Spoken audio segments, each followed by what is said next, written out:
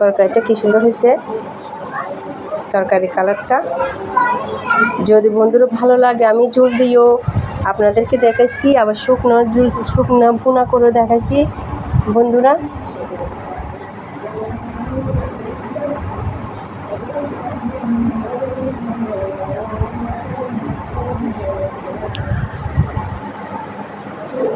যদি বন্ধুরা ভালো লাগে শেয়ার দিয়েন, কমেন্ট দিয়েন।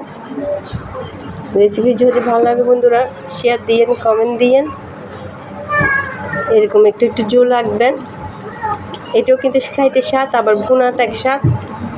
কষাই ভুনা করে রান্না করলে এটা এক স্বাদ, আর ঝোল দিয়ে হালকা হালকা ঝোল দিয়ে রান্না করলে এটা এক স্বাদ। মুরগি মাংস দিয়ে আপনারা যে কোনো খাসি মাংস দিয়ে রান্না করতে পারবেন, যে যেরকম মাংস দিয়ে খাইতে চান এরকম খাইতে পারবেন, সমস্যা নেই। আবার